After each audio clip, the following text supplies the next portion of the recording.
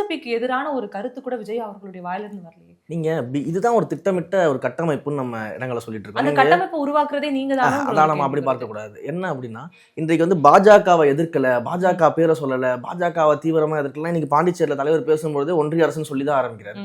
அப்ப ஒன்றிய அரசுனா என்ன, பாஜக எல்லாம் வேற ஏதாவது கட்சி இருக்கா, இல்ல வேற ஏதாவது கட்சி ஆண்டுகிட்டு இருக்கா, இல்ல வேற ஒரு நாட்டுல இருக்கக்கூடிய ஒன்றிய அரசை பத்தி நம்ம பேசுறோமா? அப்ப இவங்க என்ன எதிர்பார்க்கறாங்க அப்படின்றது தான் விஷயம். இப்போ இவங்கெல்லாம் மேடை ஏறி பேசிட்டு இருக்கிற மாதிரி வந்து இவங்க பேசுறது போல நாங்களும் பேசணும்னு எதிர்பார்க்குறாங்களா அப்படின்றது ஒரு விஷயம். இன்னொன்று வந்து நம்ம வந்து கொள்கை ரீதியிலாக இந்த ஒன்றிய அரசு கொண்டு வரக்கூடிய செயல்பாடுகளை தீவிரமாக எதிர்த்துட்டு இருக்கோம். இன்றைக்கு எஸ்ஐஆரை நம்ம எதிர்த்தோம், எஸ்ஐஆரில் இருக்கக்கூடிய குளறுபடிகளை நம்ம எதிர்க்கிறோம். அதில் என்ன மாதிரியான குளறுபடிகள் பண்ணிட்டு இருக்காங்க, அது எப்படி மக்களை பாதிக்குது, வாக்குரிமை எப்படி பாதிக்குதுன்னு எடுத்தோம். ஒவ்வொரு மாவட்டத்திலும் நம்ம போராட்டம் பண்ணோம். இன்றைக்கு இதை பற்றி யாருமே பேசுறது கிடையாது. நம்ம வந்து பாஜகவை எதிர்க்கிறோம். இன்றைக்கு திமுகவை மிக தீவிரமாக எதிர்க்கக்கூடிய காரணம் என்ன அப்படின்னா, அடுத்த 100 நாட்களில் நமக்கு தேர்தல் இருக்கு.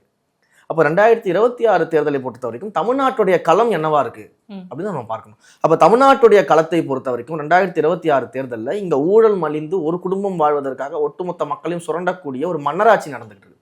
அப்ப அந்த மன்னராட்சியை வீழ்த்தக்கூடிய முதல் பணி நமக்கு இங்க 100 நாள்ல இருக்கு. அதுதான் நம்முடைய முதல் பணி. இப்போ இந்த 2026 தேர்தலில் இந்த மன்னராட்சியை முடிக்கணும், மக்களாட்சி நம்ம நிலைநாட்டணும்.